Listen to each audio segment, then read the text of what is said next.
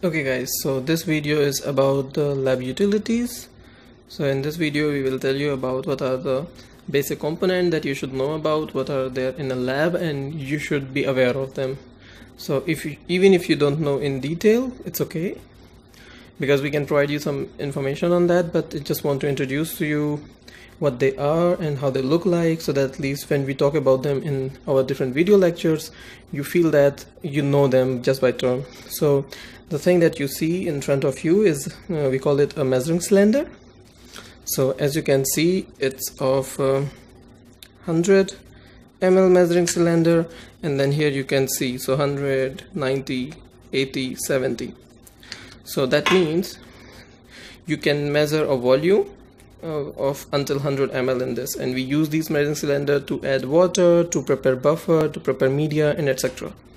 These measuring cylinder can be in of different volume range. So let's say here you see 50 ml measuring cylinder, and here you can see a 250 ml measuring cylinder. So now so these are just a measuring cylinder, and so here you can see the three types of beaker. They are of a different volume. Let's start with this one. So here this is a plastic beaker, and here you can see it's a 250 ml. So you can also use the beaker to measure the volume. Let's say this one is 2 liter, 2000 ml, it's 2 liter, and then this one is 500 ml. So these can also be used to measure the volume, but they are less accurate than the measuring cylinder, and again they only give you the rough estimation of volume. So beaker can also be used. They can be used to measure a large amount of volume. For example, you can see here in 2 liter beaker. So if you want to prepare a media 2 liter, then you can use this much big beaker. Oh, it's okay. So I'm sorry, the media is like, if you want to grow the bacteria, you have to prepare the culture media. So we can prepare those culture media in these beakers. Yeah, great. And then I will introduce you with the next set of lab utilities. So now you see in front of you conical flask, and if you know them, that's great. If you don't know them, I will tell you. So these are the conical flasks. You can see them, they are conical shape, and we use these conical flasks to grow the cells, to do bacterial culture, to yeast culture, sometimes animal cell culture, and sometimes tissue culture also. Yeah, so they're very important. And yeah, so they're also available in different volume, and you can see it here. So the highest volume, this one, will show you the 50 ml, and we will only use this to grow 10 ml of culture, not more than that. So there should be some relation. So if the volume is let's say 2 liter, you should not grow them more than 50 ml of culture in the 2 liter, or more than 100 ml of culture in there. Yeah, I mean, it depends on different type of culture. We will talk about them detail in our microbiological tutorial, but here it's just like to introduce you what are the conical flasks and how they look like. So you can see here, this is I hope it will be visible. Yeah, so this is 250 ml. We use it to grow 50 ml of culture, and then you can see again here, so yeah, it's 1 liter, and we grow them not more than 500 ml of culture in this. Yeah, great. So this is a third set of utility that you should know. Okay, so now these are the fourth category. We call them Scott flasks, Scott bottles actually. Yeah, not flask, Scott bottles, and they are made up of very strong glass. Yeah, so they're very good quality glass, and you can see them, they're very transparent and very good quality. Yeah, and in this also you can see that there is some kind of volumetric ratio, the volumetric estimation. So it is like 400 ml till here, and this is a 500 ml flask. So you can find it, it's written here, it's a 500 ml Scott Duron bottle.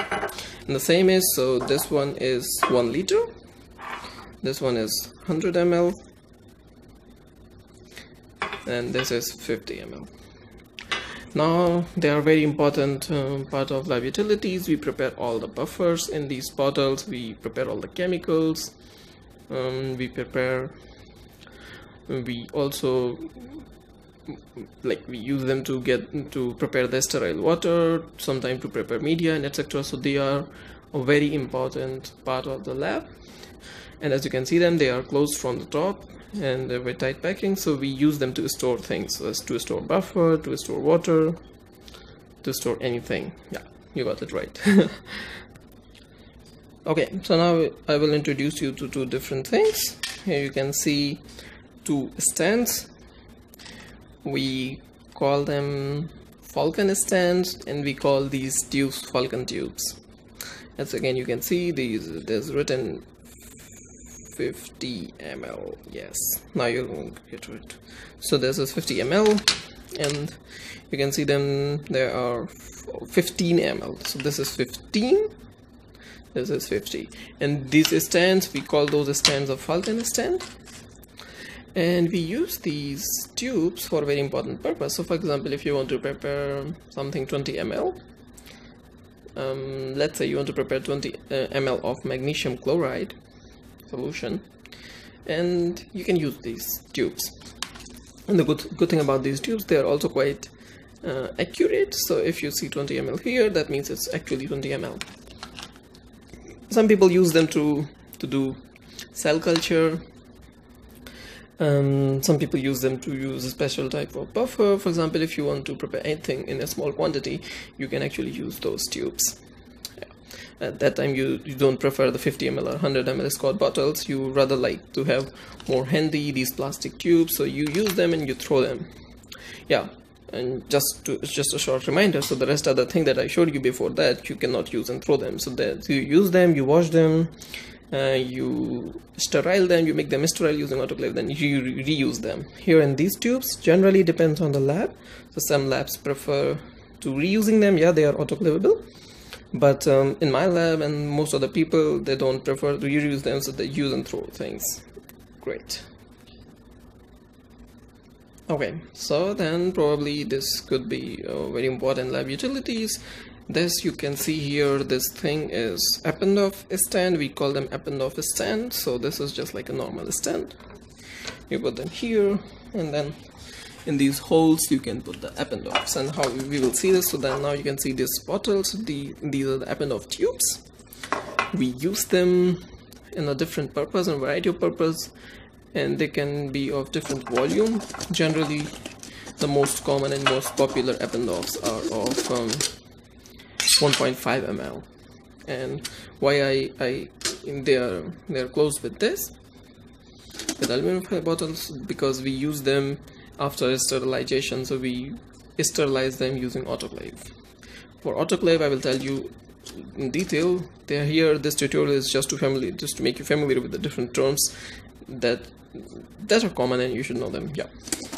And then yeah, exactly, you see this. So now I can pick some tubes for you and I can show you what they are. So this is a 1.5 ml tube, and there's somewhere written 1.5 ml. Let's find it out where it is. Yes, give me a second. So you can see this is 0.5, this is 1, and this is written 1.5 ml. So this is 1.5 ml Eppendorf tube. That's how we do it. We close it and we can open them like this. Great. And this is the stand which we use it. For example, yeah, put it like this so you can see it. You can see it from the top. So that's how you do. You put them, just ignore those small holes there for the different Eppendorf tubes. So you put them like this. And on the top or on the side, you can use it to write the name, something, if you want to specify something. So this is the most important lab utility. We always use the Eppendorf and Eppendorf stands. I mean, we do most of the reaction, most of the test in Eppendorfs. So you should know that. Great. So far these are the common lab utilities which I think you should know. Yeah, in front of them you see some more stuff, and we will talk about them in a while.